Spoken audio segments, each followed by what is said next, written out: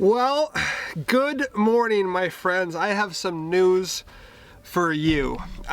We are not going to be able to make it to St. John's, Newfoundland. I'll tell you why in just a little bit. It's too bad. I kind of have mixed feelings about it. We'll get into it, but it's going to be too bad that we can't touch the mile zero marker on the very east coast. But at the same time, to me, and same with to Rebecca, it's not the biggest deal and it's not the end of the world. So here's our thoughts of why we're not going to Newfoundland on this trip. As we started getting towards the east coast, we started looking into the ferry, how much the ferry costs, how all of that works. And basically we found out two things with the ferry. There's two routes with the ferry basically. There's a 7-hour route and there's a 16-hour route. Now the 16-hour route is closed right now. It's just open in the summer months, but the 16-hour route basically takes you from Nova Scotia all the way to St. John's, Newfoundland. Right, straight shot to St. John's, Newfoundland. If you look on a map, you'll see the ferry route. The other route takes you to a place, I'm not quite sure what the name is, but it takes you basically, it follows the Trans-Canada Highway, and it drops you off on the island, and then you have a 9 to 10 hour drive to St. John's, Newfoundland that way. And so there's two reasons why we're not going to Newfoundland and not going to St. John's.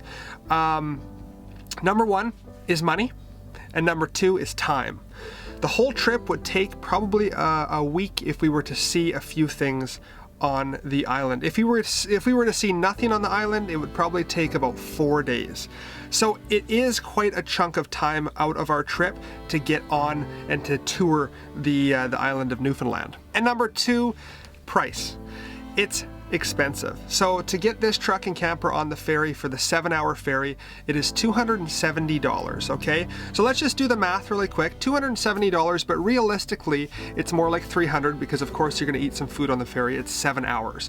So $300 there and $300 back. So there's $600, but you also have to remember driving time. It's 10 hours of driving there and 10 hours of driving back. In 5 hours, say you're going 100 kilometers an hour, my truck is about depending on the gas price, but $150 to fill for 5 hours. So add another $300 to get there and add another $300 to get back. 300 times 4 is $1,200, and that's not food, buying food on the island, paying to see things. $1,200 just to get to Newfoundland. So it's more expensive than we thought, and like I said, it was going to take a week plus. And so we decided to, after the Cabot Trail, we decided that we were going to turn back, head to PEI, and be able to spend more time in more places on the East Coast rather than going to Newfoundland. Now, like I said, I don't know really what to think of it, but this is the story I told myself. I said, I always look at the positives, but I said, it gives us a reason to come back.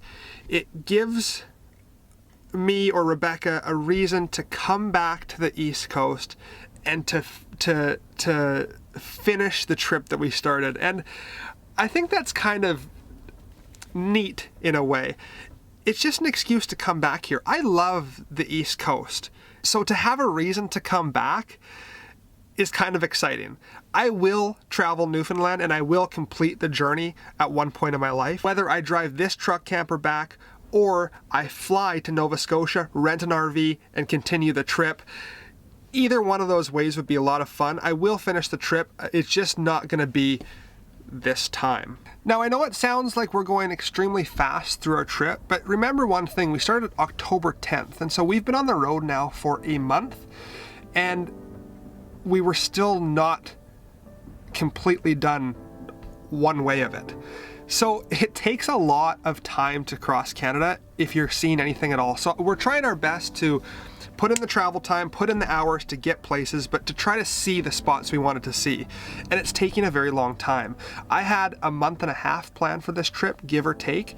And I mean, now we're just starting to head back. It takes a long time. So with all that being said, we have a water bottle full of Pacific ocean water, and when we go to PEI, it seems like a really neat alternative spot to dump the water into the Atlantic Ocean. So that's where we're gonna do the dump in the next video. As of right now, guys, I'm actually sitting in the, here, I'll give you a better picture here.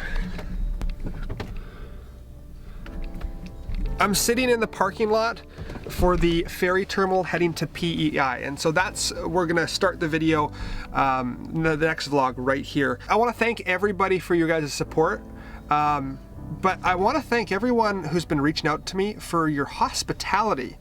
People have been messaging me saying, hey, we've got a driveway you can plug into, we've got free showers, free meals for you, stop by, we'd love to have you.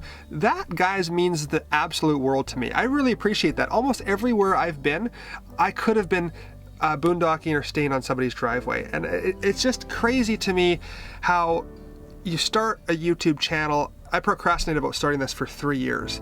You start it, and then all of a sudden you're traveling across the country, and everywhere you go, you have somebody welcoming you into their homes and trying to help you out with your trip. It's just so neat, and I just want to thank you very, very much for that. That's all I wanted to say, guys. I hope that you guys keep living that dream. Have a wonderful day. The video about PEI will be out really soon. Very excited for PEI. Once again, it's kind of like a Peggy's Cove. When you think East Coast, you think PEI. So really excited to see what it has to offer. And once again, thanks for all the support, and have an awesome day, and do something that makes you happy.